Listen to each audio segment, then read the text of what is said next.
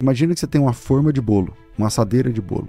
E essa assadeira de bolo, ela cai de quina, amassa a forma. Você não precisa jogar fora. Claro. A maioria das donas de casa tem uma forma amassada em casa. Qual que é o problema? Todo bolo que sai daquela forma, sai amassado. O Adão é a forma. Todos nós viemos de Adão. Logo, todos nós caímos junto com Adão.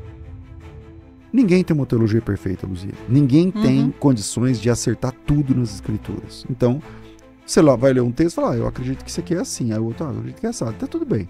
Agora, quando você erra no central, tem uma frase do Agostinho de Hipona que ele diz assim, no que é essencial precisa haver unidade. No que não é essencial pode haver liberdade. E no resto, caridade.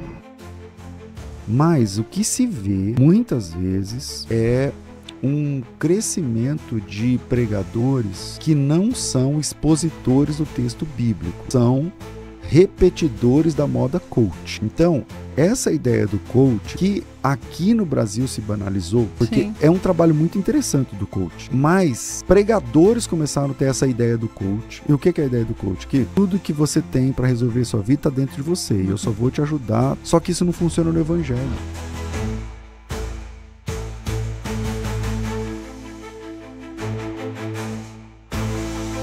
Mais um episódio do Jesus Pode.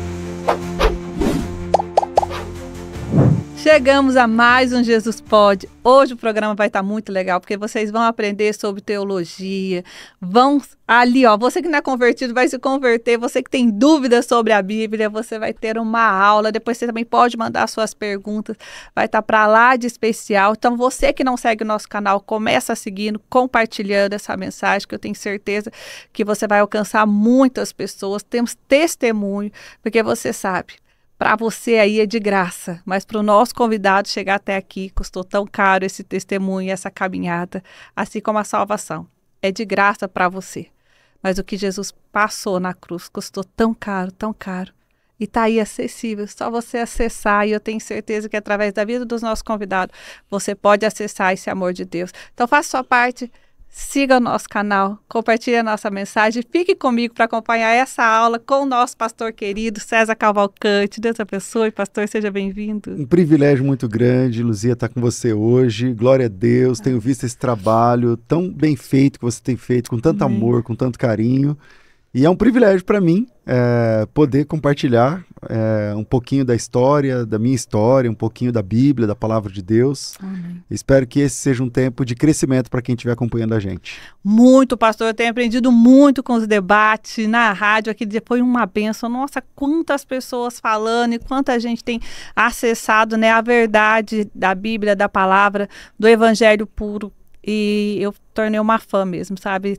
Já acompanhava, mas depois que eu conheci pessoalmente, eu tenho visto o trabalho, eu acho incrível, e por isso que eu fiz tanta questão, né? Eu falei, vamos antecipar, porque eu vou ter que ir embora antes. Eu falei, nossa, eu preciso trazer o pastor César, que vai ser bênção na vida das pessoas. Pastor, quem é esse pastor César? Porque hoje as pessoas sabem, ela vai conhecer o pastor César dos debates, vai conhecer aquele pastor, aquele pregador, que hoje, né, com tanta excelência a gente vê falar no nome de Deus, falar do Evangelho com essa maestria, né, esse conhecimento bíblico. Mas como que foi para chegar até aqui? A mídia dá muito, mostra a gente bastante, né? Então isso eu devo tanto a Rádio Musical antigamente, agora a Rádio Unidade FM, essa projeção toda, porque tem toda uma produção lá que tem a ver com a rádio. Então as pessoas enxergam os programas de debates achando que é um programa de podcast, mas não é. Não, é um programa de rádio diferente, né? Que vai para o FM, para toda São Paulo, Grande São Paulo, ao vivo, diariamente. E graças a esse trabalho, né, hoje da Unidade FM, que tem essa entrega gigantesca, e aí quando a gente entra para o YouTube, aí entra para a internet também. Então, era muito legal porque eu faço programa de rádio há 20 anos. Um pouco mais de 20 anos, 21 anos, mais ou menos, 21, 22 anos. E antigamente era só o FM, então a pessoa, era muita audiência, mas a pessoa só conhecia a voz. Então, por exemplo, eu estava no supermercado, a pessoa falava assim, o senhor é o pastor da rádio? Mas ela me conhecia pela voz, não sabia se era branco, preto, alto, baixo, velho, novo. E era muito legal, porque a pessoa falava assim, eu achava que o senhor era tipo mais baixo, achava que era mais gordo, mais magro, mais feio, mais bonito, mais velho, mais novo. E cada um tem uma percepção. Agora com o YouTube, tem também esse reconhecimento. A pessoa olha para você na rua e já sabe quem você é. E eu louvo a Deus por isso, né? Através desse veículo maravilhoso, a rádio e também a internet, a gente está conseguindo popularizar o estudo teológico, o ensino da teologia. Antigamente eram poucos teólogos formados, hoje, graças a esse trabalho... E quando o senhor entrou na rádio, já era convertido? Sempre foi convertido? Eu não nasci na igreja, eu me converti com 18 anos. Eu me converti já adulto, já jovem, né? Com 18 anos. Mas eu me converti e eu já comecei a pregar também. Então, a primeira vez que eu tive a oportunidade era 15 dias de crente. Então, eu tinha 15 dias e não era batizado, nada. O pastor perguntou quem queria falar lá no culto. Sabe aquele culto dia de semana, pouquinha gente? O pastor queria abrir a oportunidade, eu fui lá dar o meu testemunho e tal, enfim. E eu comecei a estudar também muito cedo. A gente tinha um grupo de estudos entre os irmãos ali, eu sempre estudando a Bíblia e tal. Meu sonho era fazer teologia, mas não tinha dinheiro. Não tinha... Aquela época, para fazer teologia, tinha que morar, tinha que ser internato. Olha. Não tinha curso por... Antigamente falava correspondência, não tinha ainda. Você tinha que morar lá. E eram 2 salários mínimos, eu não tinha condição. Caríssimo. Aí eu tinha muito desejo, mas não podia. Então eu ficava estudando em casa mesmo, lição da escola bíblica, comprar dicionário, meio que na raça mesmo, né? E até que eu me mudei para São Paulo, aí eu tinha já 19 anos para 20 anos, e eu mudei para São Paulo acompanhando meu pastor. Meu pastor era viúvo, ele era velho, eu era jovem demais. Ele era velho demais, eu era jovem demais. E a gente se juntou assim, e eu fiquei tipo um ajudante do pastor, sabe? E aí o pastor mudou para São Paulo, a igreja mudou ele para São Paulo, ele falou, eu queria que você fosse comigo, me ajudar e tal. E aí eu vim para São Paulo. E aí em São Paulo, aí eu tive oportunidade já de estudar. O primeiro curso que eu fiz foi na área da apologética, que é sobre seitas e heresias, na área da defesa da fé, no final da década de 90. Você não sabia que esse assunto ia estar tão em alta hoje, né? Não tinha noção nenhuma, não tinha noção nenhuma. Aí eu comecei estudando na apologética, depois fiz teologia, aí depois fiz hebraico, aí depois fui estudando, né, as possibilidades que tinham para ter uma formação. Então, assim que eu comecei. Meu Deus. E já que a gente entrando nesse assunto sobre as seitas e heresias, porque hoje a gente tá... Meu Deus, foi ontem eu estava vendo uma matéria passando sobre a primeira igreja luciferiana que abriu, né? Uhum. Na verdade, eu passei um dia, eu estava indo pro Rio para uma gravação, e eu vi alguma coisa na estrada que me chamou a atenção. Eu falei, mas o que será que é isso? E aí o Luiz, que eu falei que é meu motorista, né, que é um professor de escola bíblica, meu professor particular, que eu falo, que a gente vai falando da palavra de Deus, colocando, ele falou, Luzia, eu acho que é a igreja que estão falando que abriu, né, que é uma seita. E eu falei, mas meu Deus, isso é assustador, né? E até então a gente não entendeu. E agora a gente viu, e agora está muito em alta na mídia. O que você me fala disso? As seitas, elas se proliferam muito rápido porque geralmente elas são sedutoras. Então imagina que você tem eu vou falar igreja, mas nesse caso nem se denomina igreja, mas imagina que você tem uma igreja que você pode fazer o que você quer, que você pode pintar e bordar, quer dizer, óbvio que vai, ainda mais hoje com a internet e tal, então isso vai empurrar essa nova moda, essa nova onda. Então são ondas, né? São ondas. Existem seitas. Como é que eu vou dividir isso aqui? Tem seita que dá gosto refutar. Porque aí você vai para teologia mesmo. Isso aqui no grego, isso aqui no hebraico e tal. E tem seitas que não faz sentido. São brincadeira, né? Então esse negócio de luciferianismo, não sei o quê, toninho do diabo, isso é uma piada. Então não... Mas encontra o Brasil, desde que Pero Vaz de Caminha escreveu aquela carta dizendo que aqui se plantando tudo dá, então parece que é verdade, também no cenário religioso. Então você tem aqui no Brasil o maior país adventista, você tem aqui no Brasil o maior país espírita, você tem no Brasil o maior país não sei o quê. Por quê? Porque aqui se prolifera muito rapidamente as coisas, né? E no campo da espiritualidade também. Então... E como que eu diferencio uma seita... A gente separa uma seita de verdade, uma seita séria, de modinha, né? Então eu acredito que o negócio de igreja luciferiana é moda. Moda. Não é uma seita que se preze, por exemplo.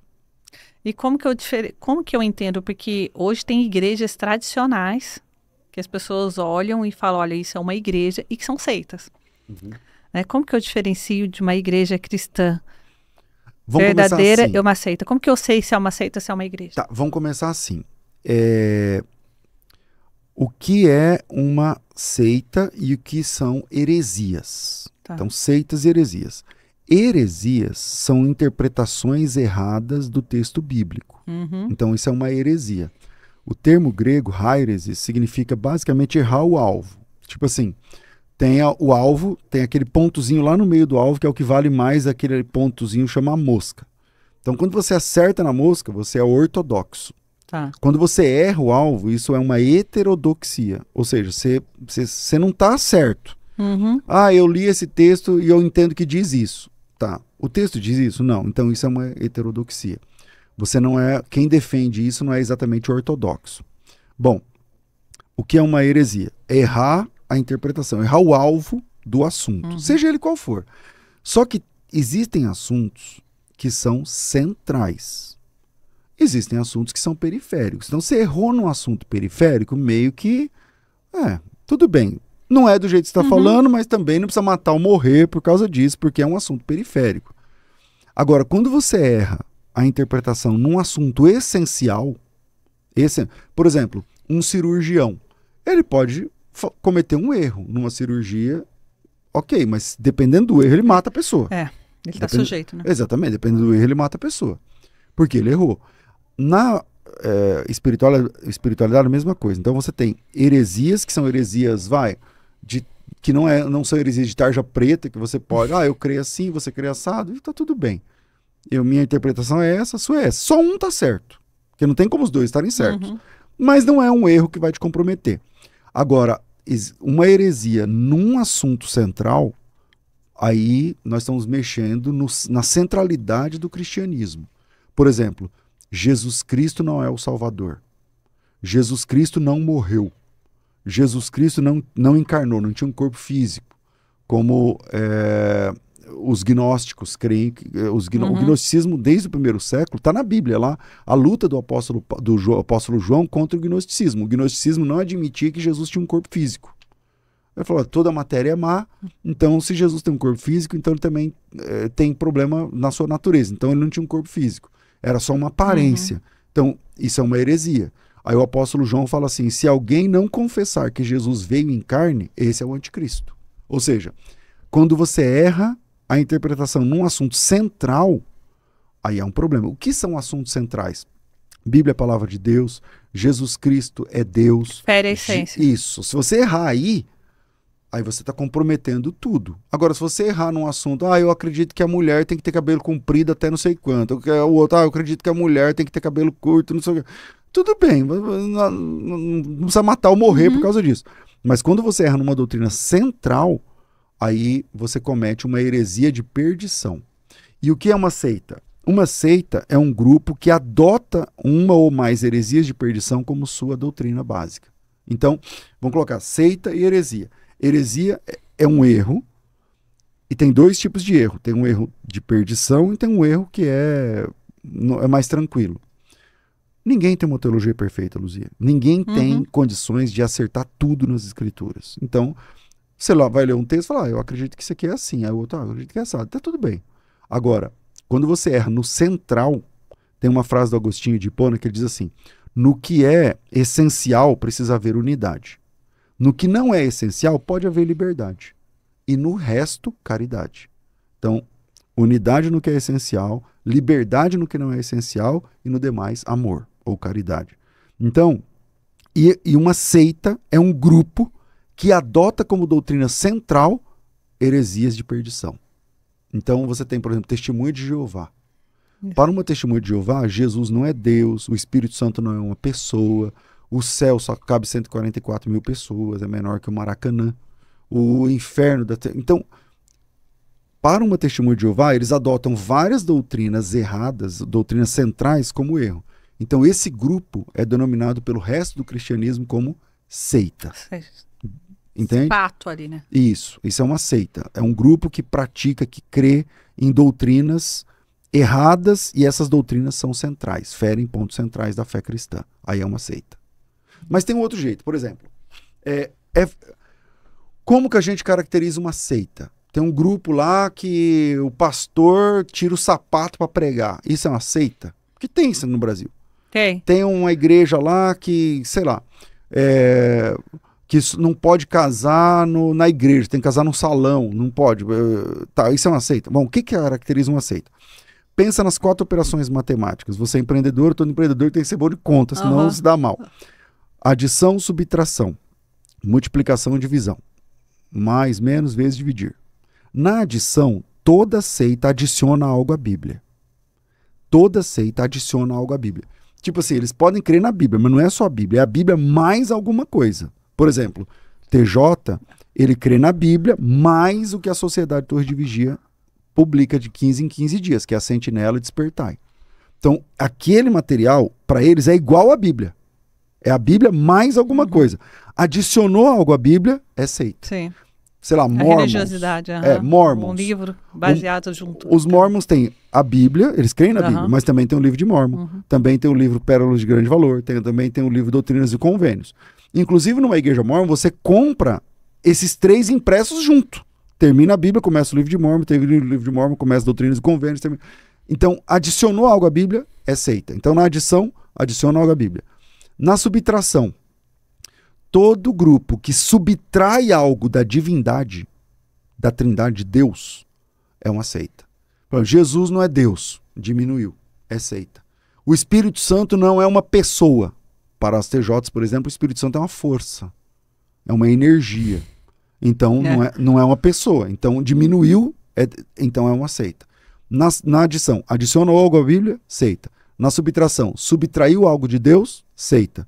Na multiplicação, se multiplicam os meios de salvação.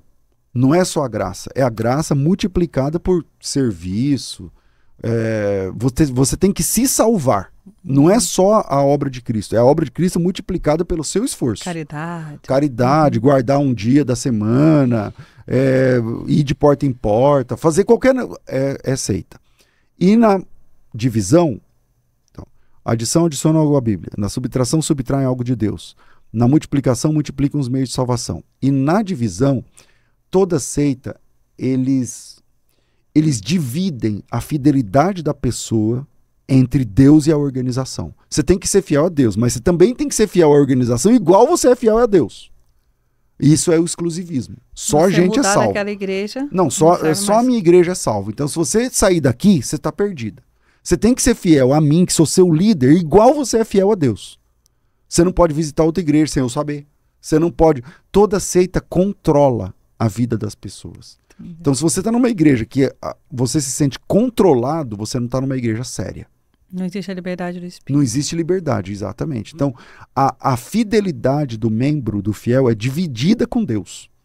Essa divisão é uma característica fortíssima de seita. Quando você tem que se dividir entre Deus e a organização, o líder, o apóstolo, o pastor, o bispo, sei lá quem. Você tem que se dividir entre os dois e você tem que ser tão fiel a Deus quanto é ao ministério ou à organização. Isso é uma característica de seita. E a igreja, ela é mesmo o corpo de Cristo ou tem mais tradição humana do que evangelho? O que você acha? A igreja é o corpo de Cristo. A igreja é o corpo de Cristo. E esse corpo de Cristo, mas isso a gente está falando, a igreja é o corpo místico de Cristo. Ou seja, é a igreja invisível no mundo. Então é a igreja agora. E essa igreja não é a denominação.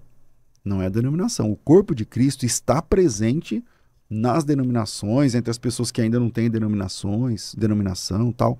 Mas o corpo de Cristo a gente chama de corpo místico de Cristo, que é os verdadeiros cristãos que estão, a maioria deles em denominações, mas não tem placa. Isso não tem placa. É interessante que Jesus envia 7 cartas para 7 igrejas da Ásia Menor, no Apocalipse capítulo 2 e capítulo 3. E há uma inversão de valores muito grande, porque ele diz assim, para uma das igrejas, ele fala assim, eu estou vendo o teu sofrimento e a sua pobreza, mas você é rico. O que ele está falando? Está falando que uma igreja aqui na terra, ela está sofrendo, e ela está sofrendo inclusive com a pobreza, mas lá no céu, essa igreja é rica. Olha. Ou seja, o que você é aqui nem sempre reflete o que você é lá no céu. Assim como Jesus disse para a primeira igreja, eu conheço seu trabalho, sua paciência, que você não pode suportar os maus, que você põe à prova os que se dizem apóstolos e não são. Mas você deixou o primeiro amor. Ao mesmo tempo que é uma igreja que trabalha pra caramba, que todo mundo olha e fala, uau, essa igreja, que é a igreja de Éfeso, Jesus está dizendo assim, só que você não me ama. Então, o trabalho aqui tá ok, mas aqui em cima eu não estou me sentindo amado por vocês. E isso acontece o tempo todo entre as 7 cartas das 7 igrejas, entende? Então, por exemplo, a igreja de Laodiceia, ele fala assim, acho que é Laodiceia, ele fala assim, quem dera se você fosse frio ou quente, mas como você é morno, eu vou te vomitar da minha boca. Quer dizer, parece que é uma coisa, mas não é. A última igreja, ele fala assim, você diz, rico sou, de nada tenho falta, mas você é miserável, pobre, desgraçado e cego e nu. Quer dizer, aí embaixo você é rico, mas aqui, meu amigo, aos meus olhos, você está no débito. Entendeu? Então, o que é o corpo místico? O corpo místico de Cristo é aqueles que fazem parte da igreja para Jesus e não para a denominação. Pode ser que eu esteja falando isso para você, mas eu sou falso. Então eu nem faço parte do corpo místico, só sou um cara falando. E o quanto a igreja ela é inclusiva? Esse tema está sendo um tema muito caro, né, para a igreja nesses últimos tempos. Toda a igreja cristã, ela aceita a chegada de todo tipo de pecador vindo de todo tipo de pecado. Agora, ela não aceita, a igreja cristã não aceita, por definição, a manutenção, a continuação da pessoa que não quer uma mudança de vida naquilo que a Bíblia aponta como sendo pecado. Então, por exemplo, eu quero ser da igreja, mas eu sou um ladrão. Então, não posso, porque a Bíblia fala que isso é pecado. Eu quero ser da igreja, eu quero fazer parte, ser batizado, ter vez e voto na igreja, mas eu quero ser um adúltero. Mas a Bíblia diz que os adúlteros não herdarão o reino de Deus.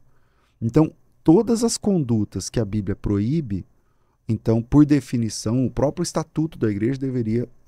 A igreja que eu pertenço é assim. Então, nós cremos na Bíblia como palavra de Deus e as regras são essas. Então, a igreja inclusiva é a igreja que alcança o pecador, mas que tem por missão a transformação do ser humano através do evangelho. E fica quem aceita passar pelo processo de transformação. E hoje a gente tem visto abrir-se, por que eu perguntei na questão da igreja inclusiva? Porque hoje isso mudou, né? Quando a gente escuta falar em igreja inclusiva, a gente está vendo igrejas que são adeptas a receber pessoas que se sentem excluídas de uma determinada denominação. Então, existe uma oportunidade onde eu vou ali, eu ouço o evangelho da maneira que me convém.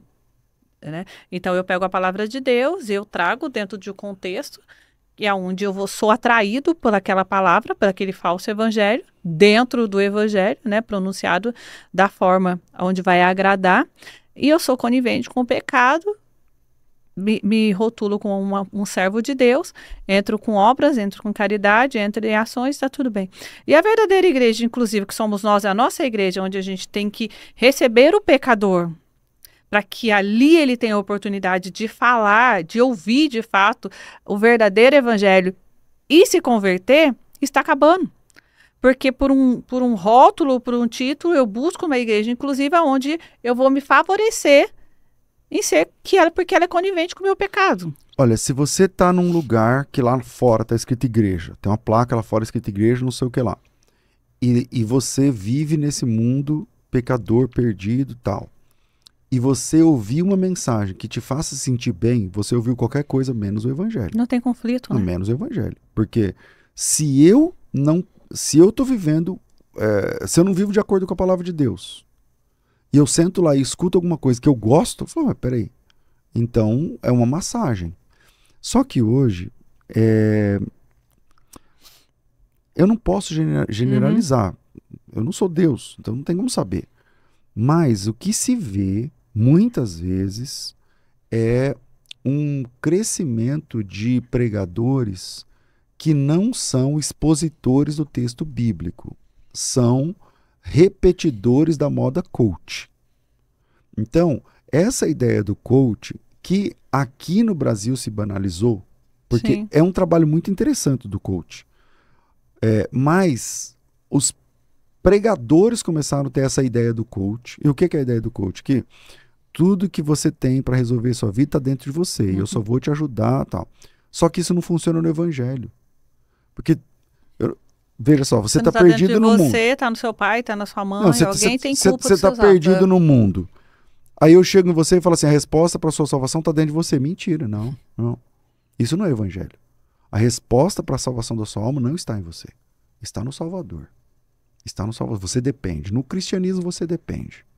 Na moda coach você não depende. Você só precisa de alguém que te faça entender você mesmo, entender seu passado, entender teu pai, tua rejeição, ressignificar, não sei o que lá. No cristianismo não adianta ressignificar. Você vai para o inferno do mesmo jeito, ressignificando e vindo para o inferno. Porque no cristianismo, a salvação é trabalho de alguém externo. No cristianismo é a única religião que existe um salvador, que é uma pessoa. E ele é o salvador. É só um. Então você não se salva. Você não se resolve. Então você pode ir numa igreja, que lá fora está escrito igreja, mas lá dentro é um coach falando. Você tem que ressignificar. Você tem que vencer o passado. Beleza. Só que esse cara isso não é uma igreja. Isso não é, embora lá fora está escrito igreja, não é uma igreja. Então, o que falta hoje é a exposição do verdadeiro evangelho. Ler o texto, explicar o texto, apresentar o texto. E aí é com o Espírito Santo. Que quem convence o homem é o Espírito Santo. Entende? Então, eu vejo muito isso acontecendo, e essa miscelânea da moda coach com o trabalho de igreja. Então, lá fora está escrito igreja, o programa é de uma igreja, o canal do YouTube é de uma igreja, mas quem está falando é um coach que não está expondo o evangelho. Ele está pegando os esquemas, as ferramentas da neurociência, da programação neurolinguística e tal, do PNL, e trazendo para... Que funciona muito numa terapia. Mas funciona muito numa terapia, é muito legal e profundamente importante. Mas evangelho é o seguinte, a resposta não está com você não, Xará. A resposta não está... Pode procurar. Pode sair procurando, faz terapia, regrade, até onde você quiser. Existe uma pessoa só que vai te salvar. E esse Salvador é o carpinteiro. É Jesus Cristo de Nazaré. E ele é o Salvador. Não está em você a resposta. Você pode reconfigurar o que você quiser. Não está em você. Porque em nenhum outro há salvação. Porque debaixo do céu nenhum outro nome é dado entre os homens, pelo qual importa que sejamos salvos. Isso é a base do Evangelho. Isso é Atos capítulo 4. Entende? Então, eu vejo assim com um pouco de preocupação essa nova moda. E hoje a gente tem visto aumentar o número de igrejas inclusivas voltado para o homossexualismo. Eu vi que você até tem levado aí nos debates, corajoso, eu acho que é corajoso ali. E por que você acha que tem crescido tanto, o senhor acha? É porque, por exemplo, quando você levanta uma bandeira e diz assim, não podia tal coisa e agora pode. Por exemplo, eu não sei quanto tempo você é crente. Eu sou crente há uns 30 anos. Eu, 22 anos. Meu filho está com 24. Então, não é tão longe. Veja, na minha época, eu me converti na Assembleia de Deus e não podia nada. Não podia ter televisão, não podia cortar cabelo, não podia raspar a perna, a mulher não podia raspar a perna, não podia nada. Não podia jogar bola. Então, eu era atleta. Eu joguei voleibol pelo estado. Eu sou mato-grossense. Então, eu jogava voleibol no estado. Pela cidade, pelo estado, não sei o que lá, pelo colégio. Aí, quando eu me converti, não podia. Então, eu abandonei. Parei de jogar. Era muita religiosidade. Né? Mas eu fazia, como não podia, ninguém passava lá avisando que aquilo ali era só a interpretação das pessoas, então tá bom, eu também era contra, tá tudo bem. Por que cresce? Se levanta uma bandeira dizendo agora pode, seja o que for. Por exemplo, quando se levantou o Atletas de Cristo, virou uma febre. Eu tô falando no final da década de 90. Entende? Por quê? Porque não podia jogar, agora pode. Então, todo mundo vai para lá. Agora, tem coisas que eram proibidas e que É errado proibir. A falta de conhecimento faz a gente proibir coisas que Deus não proíbe. Perecer. E liberar coisas que Deus não libera. A Bíblia diz que a falta de conhecimento faz o povo perecer. Entende? O meu povo perece por falta de conhecimento. Então, quando se levanta alguém dizendo não podia tal coisa, agora pode, pode ser que seja verdade. Por exemplo, qual é o problema de fazer exercício físico, ir para academia ou jogar futebol de vez em quando? Nenhum. A Bíblia proíbe? Não. Mas antigamente era proibido. Aí chega alguém e fala agora pode. Por exemplo, a Renascer fez isso. O que aconteceu? Encheu a Renascer de jovens. Nos anos 80. Encheu a Renascer de jovens. Ah, não pode ter rock. Aí veio o pessoal lá, o Cats Barnea, o Brother Simeon, não sei o que lá. O que aconteceu? Enchia a APP aqui em São Paulo, enchia, lotava de jovens. Os pastores da Assembleia ficavam malucos. Iam lá enchendo de jovens, chorando, se derramando. Por quê? Porque havia uma proibição. Ah, não pode ter essa música. Mas quem decidiu isso? Quem falou que não pode? Da onde veio? Da onde veio? Então era uma proibição que tinha, era um tabu que foi quebrado, mas que não tinha texto bíblico para proibição. Quando não tem conhecimento, se proíbe o que Deus não proíbe e se libera o que Deus não libera. Agora, quando se libera uma coisa de forma errada, o efeito é o mesmo. Enche de gente, só falta Bíblia. Quando eu vou participar de um debate com alguém que defende a teologia inclusiva, a teologia gay, não sei como eles chamam, é a teologia homoafetiva, eu sempre pergunto, legal, o que a Bíblia diz? Me dá um texto. Aí a pessoa fica ali lutando, suando, não sei o quê, porque não tem texto bíblico. Então eles liberaram uma coisa que Deus proibiu. E mudam, né, o contexto, né, de certos textos ali. E aí a pessoa que chega que ela nunca ouviu sobre a Bíblia, que ela vai aprender ali do zero, ela vai aprender. Ela vai aprender errado. Vai aprender errado. Mas aí entra uma coisa, viu, Luzia, que é assim, cara. Se você tem uma Bíblia na sua língua, então você não tem desculpa, velho. Vai estudar a Bíblia. Então, você que tá aí numa igreja, você é simpatizante do pastor tal, fulano, bispo, não sei o quê. Lá no céu não tem essa desculpa. Não, mas é hora da igreja tal. Verdade, exatamente. É verdade. Entendeu? Mas é hora da igreja tal. Não, aí é problema teu. Você tem a Bíblia na sua língua? Tem. Então acabaram suas desculpas. Você precisa ser um cristão bíblico. O que a Bíblia diz sobre tal assunto? O que a Bíblia diz? Vai você e leia o texto bíblico e veja o que a Bíblia diz. É o que eu penso. Você sabe que eu tenho uma pastora que eu gosto muito, um casal de pastores que cuidou muito de mim e do meu esposo. E ela é uma bênção de Deus, há mais de 30 anos, né, da Quadrangular lá em Roseira. E ela recebeu um casal, na verdade eram duas mulheres na época, e as duas, né, praticando com a prática do homossexualismo. E ela falou, não, vocês podem vir, podem congregar, nós somos homossexual, não, mas não tem problema, eu quero que vocês venham. Pode vir no culto todo domingo. Não, mas a gente mora junto, é casado, não tem problema, eu quero que você venha no culto todo domingo. Ah, mas não quero saber, ninguém vai falar nada. E deixa eu te falar uma coisa. Talvez você possa olhar e achar que você é isso, que você é aquilo. Você pode se achar homem, você pode se achar mulher, eu não sei como é que vocês combinam isso aí, ela é uma benção. Ela falou assim, mas Deus te vê como mulher. Então você pode vir.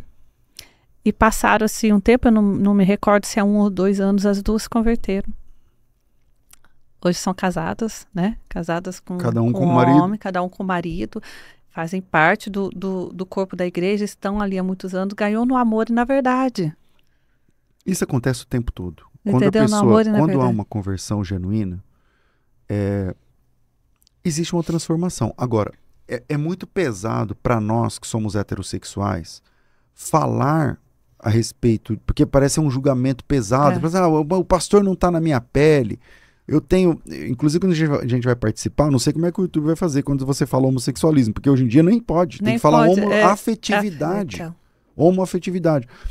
No último debate que eu participei, eu falei, peraí, mas homoafetivo, eu tenho afeto por pessoas do mesmo sexo que eu tenho afeto pelo meu filho, pelo meu pai, pelos meus amigos, não tenho que transar com essas pessoas. Exato. Entende? Então, eles mudaram, inclusive, o jeito que a gente fala. O jeito que a gente fala agora é um crime. Entende? Agora, muito sábia essa pastora que você disse. Muito sábia. Venha, todos são bem-vindos. Isso é uma igreja. E igreja, aqui você vai ouvir a verdade. Exatamente. Agora, Eu não serei conivente com isso. Vocês são muito bem-vindos. De vez em quando vai tocar num assunto aí. Deixa o Espírito Santo fazer a obra. E quem faz a obra é Deus, né, Luzia? Quem faz a obra é Deus. É ele que convence. Exatamente. Ô, pastor, hoje a gente tem visto falar e vivido muito dentro das igrejas sobre maldição hereditária. Qual que é a sua visão hoje sobre isso? Olha, se teologicamente falando, o pecado é uma maldição hereditária, porque nós herdamos o pecado de Adão, nós nascemos pecadores, a gente não escolhe ser pecador. O homem, ele não é pecador porque peca, ele peca porque ele nasceu pecador. E isso faz toda... É isso, a natureza de Adão. Imagina que você tem uma forma de bolo, uma assadeira de bolo, e essa assadeira de bolo, ela cai de quina, amassa a forma. Você não precisa jogar fora. Claro. A maioria das donas de casa tem uma forma amassada em casa. O que você faz? Você usa a forma. Qual que é o problema? Todo bolo que sai daquela forma sai amassado. O Adão é a forma. Todos nós viemos de Adão. Logo, todos nós caímos junto com Adão. Isso não seria uma maldição hereditária? Seria. Então, nesse nível, ok. A Bíblia defende, ok. Porém, toda maldição, seja ela hereditária ou que você mesmo arrumou, ela termina na cruz. Ela termina na cruz. Não tem necessidade de nenhum outro tipo de tratamento, de regressão, de qualquer coisa, além da conversão. Na conversão, toda maldição é quebrada. Na conversão, tudo... palavras contrárias, eu não sei o que e tal. A cruz resolve tudo. Então, pode ser que aconteça a maldição? Tá bom, pode, mas em Cristo, toda maldição é resolvida. Eu não acredito que tem que fazer algum tipo de trabalho, olha, vem que eu vou quebrar. Não, você não vai nada. Quem faz é Cristo. E é na cruz que se resolve qualquer tipo de maldição. Se a maior delas é quebrada na cruz, e as outras? Porque senão o sacrifício não é suficiente, né? Exatamente. Então, o sacrifício sempre tem que ser suficiente. Isso é uma benção mesmo de ouvir, porque hoje a gente vê muitas pessoas presas a raízes, né? Olha, eu sou assim porque o meu avô era, meu bisavô era, e eu carrego isso, e aí busca um treinamento dentro de igrejas mesmo, né? Busca um tratamento específico, voltado, e quebra, e volta, e de repente se depara, né, com aquela situação. E eu fico olhando e falo, será que não tem a ver com uma renúncia diária, né? Porque quando a gente vai lá para Paulo, a gente vê ele falar sobre o espinho da carne. Então, veja só, o que eu entendo, eu vejo esses eventos, essas coisas, mas é o seguinte, é que lá dentro de um evento como esse, de 3 dias, não sei aonde, não sei o que eles fazem? Eles fazem a pessoa renunciar àquilo, falar, abrir. E aí é um processo pedagógico de cura.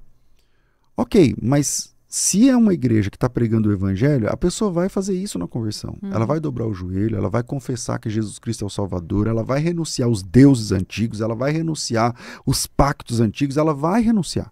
Ela vai. Lá em Atos capítulo 19, o pessoal se convertia e levava os livros de magia e queimavam em praça pública. A conversão não é uma questão de fórum íntimo, é uma questão de praça pública. Uma pessoa que se converte, mas fica ali para ela mesma, dela para ela mesma, não é uma conversão. Não é uma conversão, ela é uma simpatizante do evangelho. Ela gosta de ouvir a palavra, mas se ela não gosta de expor o evangelho, se ela tem problema com a publicidade de que ela está na igreja, de que ela é qualquer coisa menos convertida. Ela é uma simpatizante, alguém que gosta de ouvir, é alguém que gosta do pastor, que gosta do estilo da igreja, gosta da musiquinha lá da igreja e tal. Mas ela passa a ser cristã realmente quando ela renuncia ao mundo, quando ela cai de joelhos e a língua dela confessa Jesus Cristo como Salvador. E se isso acontece, ela não precisa de nenhuma outra coisa para se livrar de nenhum tipo de maldição. E ela precisa ser batizada para ser salva? Você tem boas perguntas. Você tem boas perguntas. Em Marcos capítulo 16, Jesus Cristo disse assim, versículo 15, ide por todo mundo, pregar o evangelho a toda criatura. Quem crer e for batizado será salvo. E quem não crer será condenado. Então ele coloca o batismo meio que uma condição para ser salvo. Quem crer e for batizado será salvo. Mas para a perdição ele não coloca essa condição. Isso é muito importante. Ele não diz assim, se alguém não for batizado, é condenado. Não. Quem não crer será condenado. Quer dizer, é muito importante que você se batize, é muito importante. Mas o ladrão na cruz não se batizou. Uma pessoa que está em estado terminal, lá no Hospital das Clínicas agora, e está ouvindo a palavra, talvez ouvindo esse podcast aqui, e fala, nossa, então eu vou me decidir por Jesus mesmo. E não dá tempo, porque ela vai morrer amanhã, ela está nas últimas horas de lucidez. Essa pessoa não é batizada, mas ela vai para o inferno por causa disso? Não. Então, o batismo não salva. É muito importante. O batismo não... Porque se o batismo salva, é uma obra que salva. Porém, todo salvo precisa se batizar. E isso é muito importante e sério. Uma pessoa que nega o batismo, por exemplo, você não está em estado terminal no Hospital das Clínicas, você só não quer se batizar. Não tem nenhum impedimento. Exato. Então você está de brincadeira. Você está de brincadeira, né? Porque se você não se submete ao primeiro passo de envolvimento com a fé, então você não é crente. Entende? Então uma pessoa que não é batizada não é crente. Ela não é cristã. Ela é simpatizante, ela está lá na igreja, ela ouve, ela vai mês a mês, tal. Por quê? Porque existe um hiato, um abismo entre o que acontecia na Bíblia e o que acontece na igreja de hoje. Por exemplo, na igreja bíblica, a pessoa se convertia, ela era batizada no mesmo dia, com a mesma roupa. Não tinha um curso, não tinha uma preparação. Isso aí as pessoas inventaram. Não tem curso. Na Bíblia não tem que ter curso. Não tem que ter certidão de casamento. Isso aí as pessoas inventaram. Na verdade, na Bíblia, se você é um pecador desgraçado, você crê que Jesus Cristo é o Salvador, você está no ponto para ser batizado. Se você se arrepende dos seus pecados e você crê que Jesus é o Salvador, você já pode ser batizado. Isso é a Bíblia, isso é o Evangelho. Hoje em dia, você tem que fazer um curso, tem que ter um certificado, tem que não sei o que lá, as pessoas inventam. E aí, a pessoa desiste no meio do caminho. O que acontece? Cria um hiato. E aí a pessoa fala assim, eu estou na igreja, mas não me sinto preparado. Eu estou na igreja, mas eu não me sinto... Como se a pessoa tivesse de merecer o batismo. E você não tem que merecer o batismo. Na Bíblia, a pessoa que mais demorou para ser batizada, que eu me lembre, foi 3 dias. Entre se converter, ter um encontro com Jesus e se batizar. Que esse foi o apóstolo Paulo. E ele ficou 3 dias porque ele ficou doente. De cama 3 dias. E aí o Jesus falou para o Ananias, vai lá e batiza ele. Aí ele foi lá e batizou com 3 dias. Então, tirando ele, todas as pessoas que se converteram na Bíblia, elas se convertiam, eram batizadas com a mesma roupa. Então, como a gente criou esse ato, aí cria-se um problema. E aí cria-se uma teologia para esse problema. Pastor, eu posso ser crente? Eu posso ser salvo sem ser batizado? A lógica é, mas você não pode ser crente sem ser batizado. Você só é crente quando você se batiza, porque antes você é um simpatizante. Quando você se batiza, você entrou na fé. Entende? É óbvio que excetua-se aqui aquelas casos, como eu falei, a pessoa que está em estado terminal, tal, não sei o quê. Mas espera-se que o convertido seja batizado. É o mínimo, né? É o mínimo. É o primeiro passo. E hoje a gente vive também um tabu, né? Eu não sei, eu acho que às vezes eu acho, não sei se é a palavra correta, até um modismo, né? Dentro da igreja existe muito modismo. Que as pessoas passam pelo batismo das águas e depois são cobradas e tem uma dúvida muito grande em relação ao batismo do Espírito Santo e em falar em línguas. Então você vai pegar ali que mistura tudo, né? Mistura todos os assuntos e ela chega à conclusão que ela, a partir do momento que ela é batizada, ela tem que sair falando em línguas e que o batismo do Espírito Santo se resume em falar em línguas. Olha. E o que é, né, essas línguas? Então vamos lá. No final do século XX, a gente tem um fenômeno gigante nos Estados Unidos, em alguns estados dos Estados Unidos, que é o fenômeno do pentecostalismo. Começa na Califórnia, começa em Los Angeles, na Califórnia, na costa oeste, e vai varrendo o mapa americano do oeste para o leste, que é a mensagem pentecostal. Um filho de escravos, filho de um negro chamado William Seymour, que tinha um dos olhos vazados, que na época da segregação racial ele tinha que fazer teologia do lado de fora da sala porque ele era preto. Veja, estudar a Bíblia você não podia estudar com os brancos. Enfim, esse irmão, ele começa o que a gente vai chamar de pentecostalismo moderno, né? E algumas igrejas vão se pentecostalizando, tal, com essa ideia de que o batismo com o Espírito Santo é uma segunda bênção e que uma bênção é a conversão e uma segunda etapa é o batismo com o Espírito Santo e a evidência é falar em línguas. Aqui no Brasil, 3 irmãos chegaram em 1910 e 1911 com essa mensagem. Um italiano que era imigrante nos Estados Unidos, que passa por essa experiência, chamado Luiz Francescon, e ele chega aqui no Paraná, no sul do Brasil, numa cidadezinha bem pequenininha chamada Santo Antônio da Platina, no Paraná. Ele é o primeiro que traz a mensagem pentecostal da ideia de falar em línguas, não sei o que e tal. E no outro ano, em 1911, 2 suecos que também estavam imigrantes lá nos Estados Unidos e que vêm para o Brasil, sentindo-se chamados para o Brasil, no norte agora, em Belém, no Pará, que são os missionários Daniel Berg e Gunnar Wengre. Esses 3 irmãos, um no sul e 2 no norte, varreram o Brasil com a mensagem pentecostal. E o crescimento foi explosivo, né? Algumas igrejas foram se pentecostalizando também no decorrer do período. Aí a gente está falando da década de 30, 40. Na década de 40 e 50 começam a nascer as igrejas nativas pentecostais, igrejas verdadeiramente pentecostais, com o pastor... daqui a pouco eu lembro os nomes, mas por exemplo, a igreja da década de 50, o missionário Manuel de Melo abre a igreja O Brasil para Cristo. Pouco antes, quem mais? O Paulo Macalão, mas aí já tinha a Assembleia de Deus que foi aberta pelos missionários suecos. Enfim, alguns irmãos, a Igreja Maravilhas de Jesus, do pastor, daqui a pouco eu lembro, não consigo lembrar. A Maravilha de Jesus é onde se converte, por exemplo, o Davi Miranda.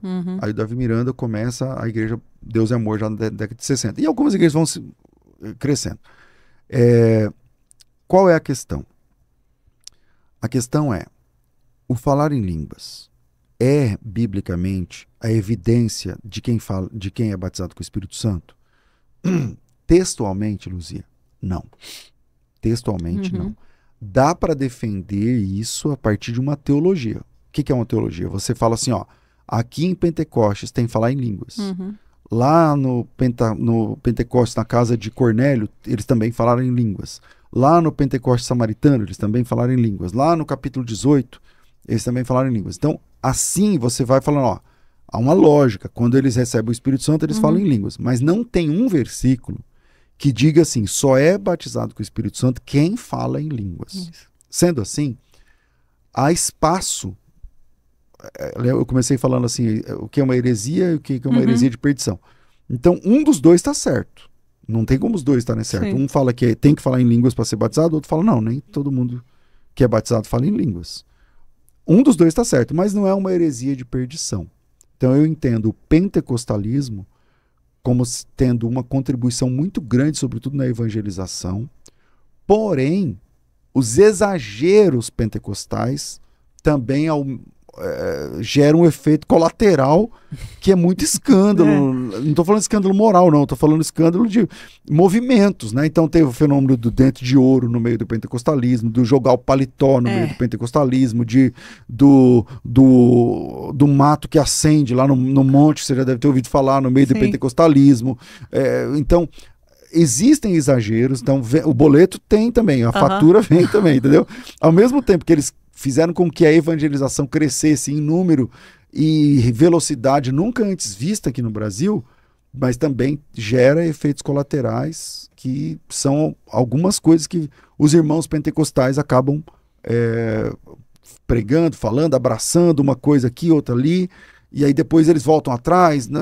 Enfim, então tem partes boas e tem partes ruins do movimento pentecostal. Porque a gente vê, né, puxando o assunto que você acabou de falar aí, desses movimentos que jogam o paletó e sopra e joga o manto e abana o lenço e a igreja toda cai. Então, você lembra disso aí, né? Então, Não, e está acontecendo de novo.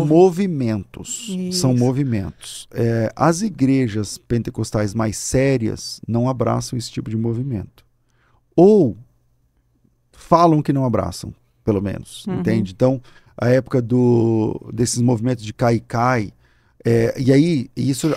Em algum momento, porque eu não me lembro, né? O senhor está aí com uma expert na palavra. Nos ensinos, né? Alguém na Bíblia caindo de costa? Não. Só de frente. Então, se prostrando. E poucas. E pessoas, poucas. poucos momentos. E Então aí você vê, por exemplo, o Daniel fica de 4, é verdade. 4, na presença. Isso. Mas quando o Daniel levanta, ele traz uma revelação. Exato. Então não é só... O problema... Então, lá em Toronto, numa igreja chamada Igreja do Aeroporto, começa a nascer, dentro do pentecostalismo, um efeito colateral, que eu estou chamando aqui. Isso.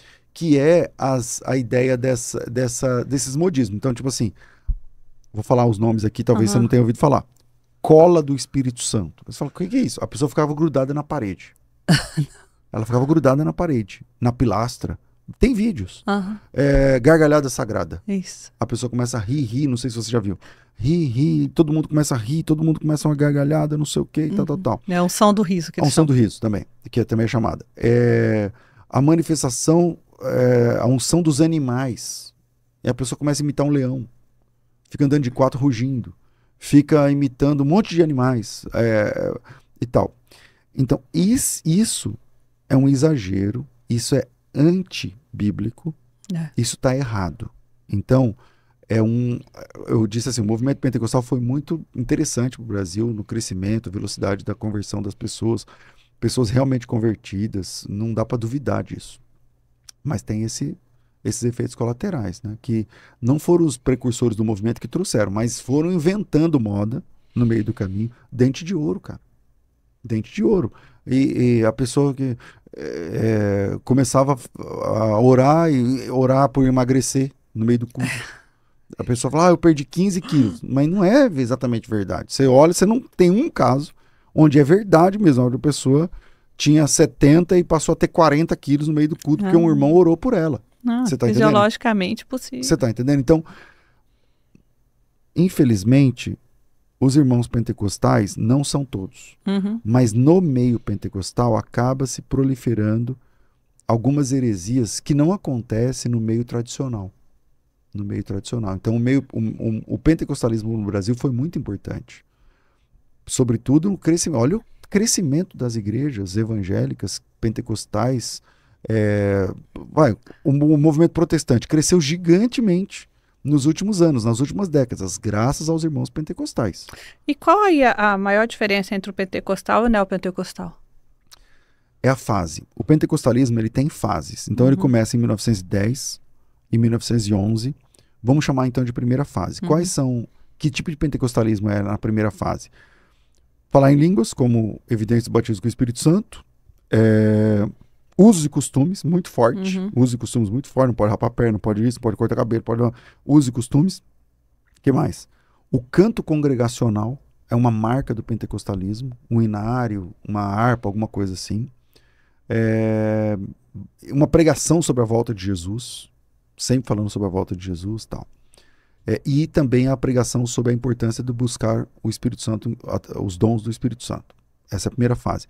Essa primeira fase vai até a década de 40. De 1910 até a década de 40. Na década de 40, chega aqui a Igreja da Cruzada. Vem via Estados Unidos também, ela é americana, lá de Los Angeles também, que é uma igreja fundada por uma mulher que era esposa de um missionário que morreu de malária lá eu não lembro se no Japão, na China, alguma coisa assim. E ela começa uma igreja em Los Angeles, e essa igreja explodiu. O nome dessa irmã é Mary Semple McPherson. Ela fundou uma igreja gigante chamada Templo dos Anjos, lá. Ela era casada ou não? Ela era viúva desse rapaz que morreu. E o nome que pegou aqui depois foi Quadrangular. Mas a igreja chamava Igreja da Cruzada, e eles faziam um trabalho aqui muito legal, de movimento de tendas. Então eles montavam como se fosse um circo numa cidade, e ficava lá tipo 40 noites pregando e tal.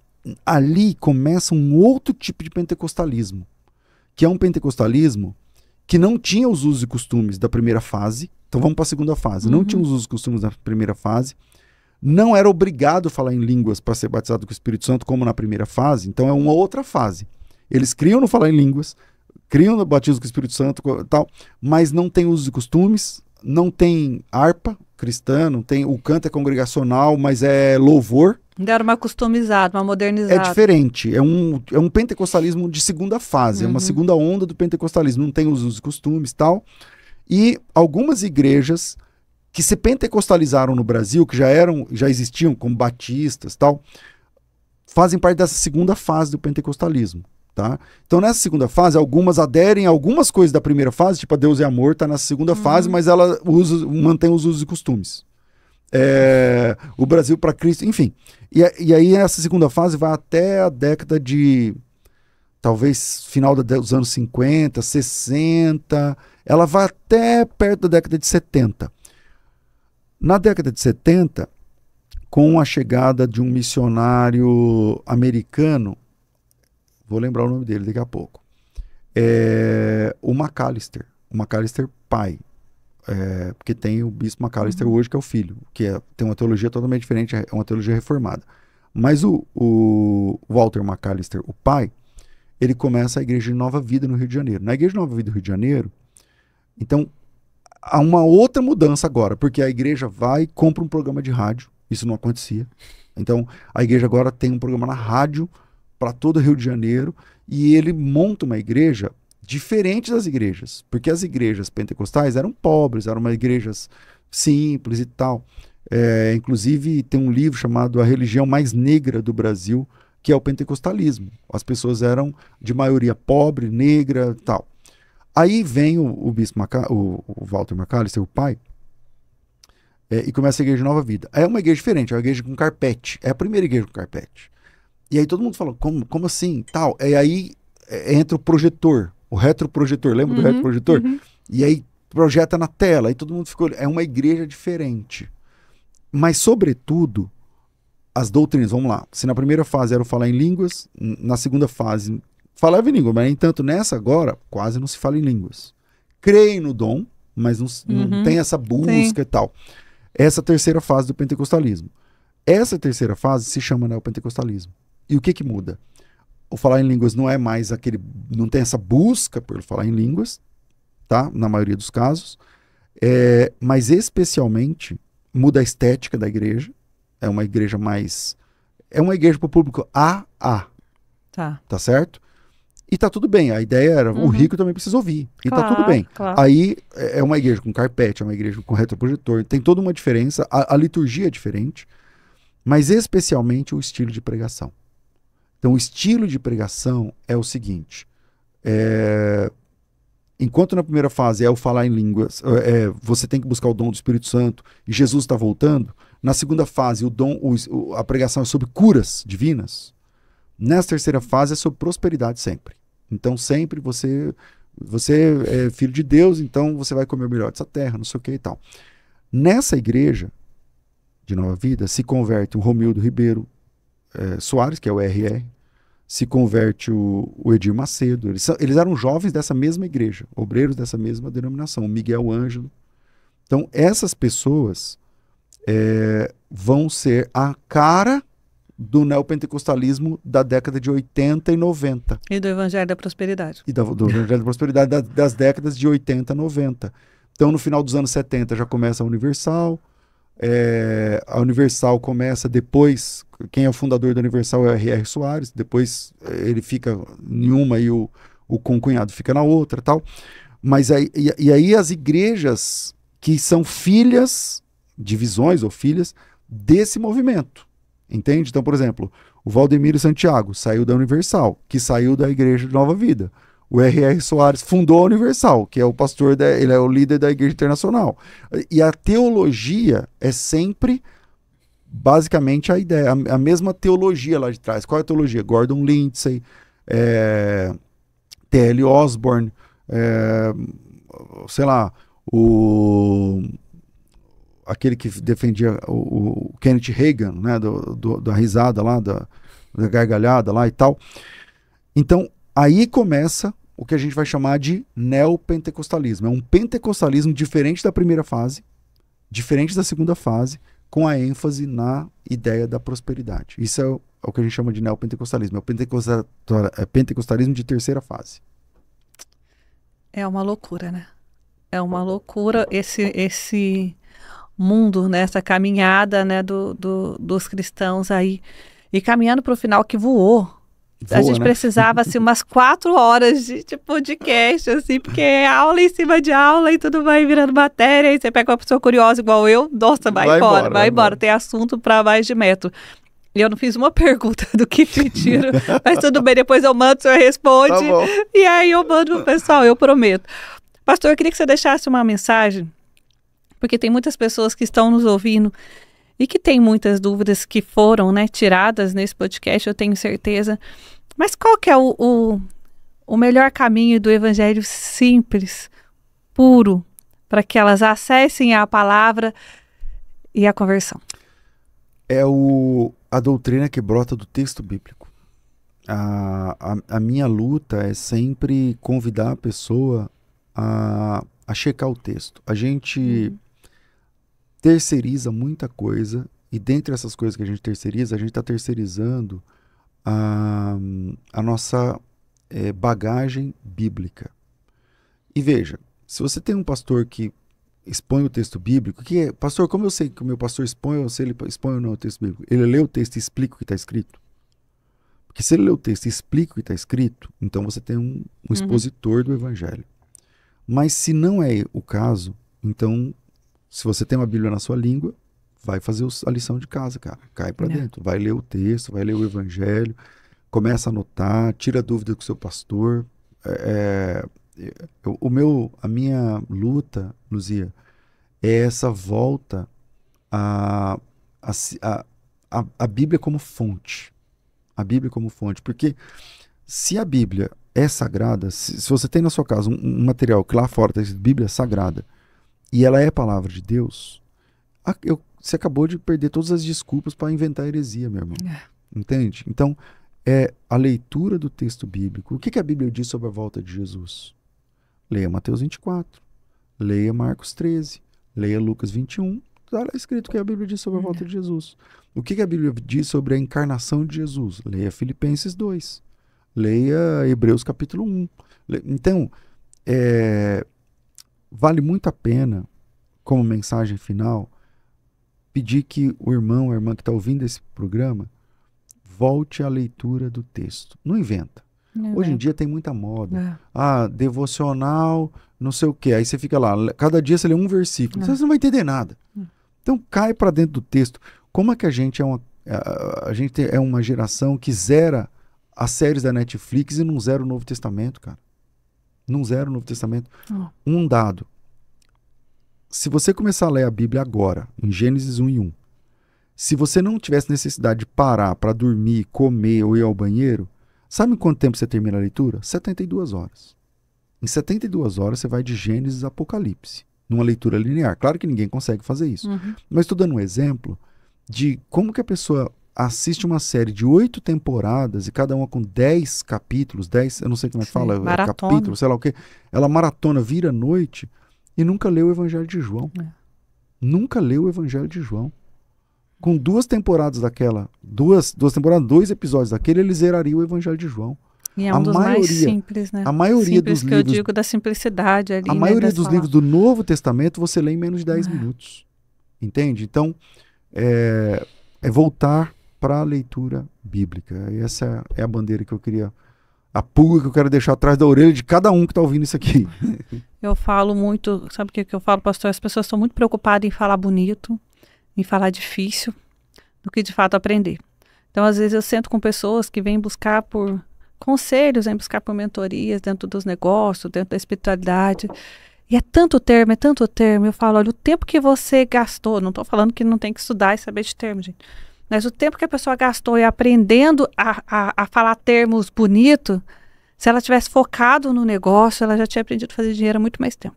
Exatamente. Né? Então as pessoas buscam tanto questionamentos, por tantas heresias, e não faz o que tem que ser feito, porque é o simples. Sabe, é o simples, é ler o evangelho, é a humildade de parar e de aprender sobre a palavra que está ali, que é de graça. Exatamente. As pessoas não querem fazer. Exatamente. Então fica muito fácil de ser enganado. É por isso que a gente tem visto muitas pessoas sendo enganadas e sofrendo e frustradas dentro de igreja, porque se permitem. É bom fazer curso? É bom. É ótimo. É bom.